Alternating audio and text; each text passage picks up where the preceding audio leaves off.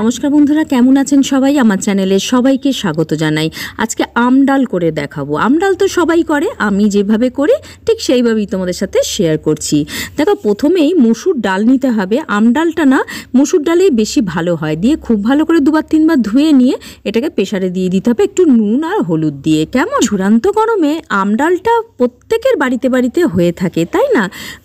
এই আম ডাল এই সময়টা খেলে, এই গরমের সময়টা খেলে লুটা লাগে না, শরীরটা ঠান্ডা থাকে আর গরমটাও কম লাগে আর কি। অনেক সময় সানস্ট্রোক হয়ে যায় অনেকের, বা এই রকম টক জাতীয় জিনিস খেলে, এই আম ডাল, আম পোড়া, আমের শরবত এগুলো খেলে না লুটা লাগে না বা সানস্ট্রোক হয় না।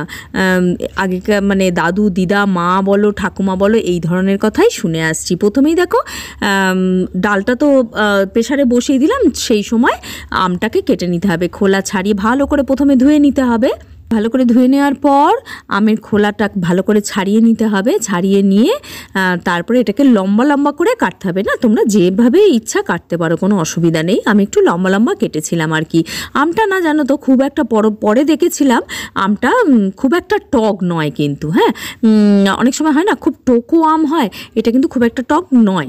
আনার পর দেখলাম মানে কেটে ডালে দেওয়ার পর দেখেছি কম।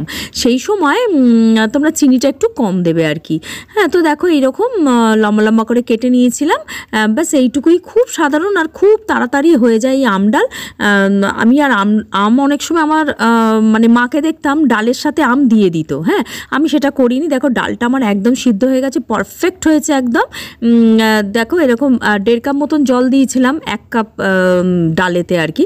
দেখো একদম পারফেক্ট হয়ে গেছে, বেশি ঘাঁটাঘাঁটির দরকার নেই। একটু যদি মানে কি বলবো, মানে দানা থাকবে না, নরম মতন একটু শক্ত থাকবে, দেখতে ভালো লাগবে আর কি, খেতে ভালো লাগবে। আর দেখো এখানে সর্ষের তেল দিলাম, 2টো শুকনো লঙ্কা দিচ্ছি, সর্ষে ফোড়ন দেবো। হ্যাঁ, এখানে সর্ষে ফোড়নই দেয়, খুব ভালো লাগবে খেতে। দিয়ে সর্ষে দিয়ে তো বেশিক্ষণ মানে আছে করার মধ্যে রাখা যায় না, সব ছিটকে বাইরে পড়তে থাকে। তো সেই জন্য একটুখানি নাড়াচাড়া করেই আমগুলো দিয়ে দিলাম এর মধ্যে। তো দেখো এরকম দিয়ে একটু আমটাকে ভাজা ভাজা করে নিতে হবে। হ্যাঁ, বেশি ভাজতে হবে না, ওই আর কি একটু ভেজে নিলে ভালো হবে, স্বাদটা ভালো আসবে। 1 মিনিটের মতন একটু ভেজে নিয়ে এরপরে সেদ্ধ ডালটা এর মধ্যে ঢেলে দিতে হবে। ব্যাস এইটুকুই এটার ব্যাপার আর কি, ডালটা সেদ্ধ করা আর আমটাকে একটু ভেজে নেওয়া।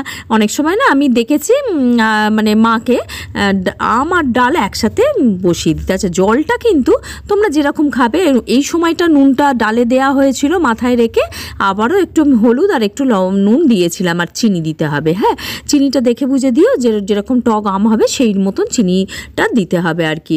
এটা কিন্তু একটু মিষ্টি মিষ্টি টক এরকম হয়, দারুণ খেতে লাগে। ভাতের সাথেই মেনলি এটা খায় আর কি।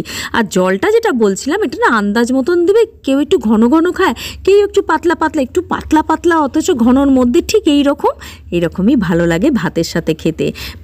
দেখো এরকম গরম গরম ডালের সাথে ভাতের, এটা মানে অসাধারণ একটা ওষুধ বলতে পারো শরীরের পক্ষে। এই গরমকালে বিশেষ করে যে সময়টা আমটার, যে সময়টা চূড়ান্ত গরম বাইরে, আর মানে অফিস যাওয়ার সময় বলো, বাচ্চা বড় সকলের ক্ষেত্রে এই আম ডাল খাওয়াটা ভীষণ জরুরি এই গরমে। যদি ভালো লাগে তাহলে প্লিজ আমার চ্যানেলটা সাবস্ক্রাইব করো, বেল আইকনটা প্রেস করতে একদম ভুলো না, কেমন?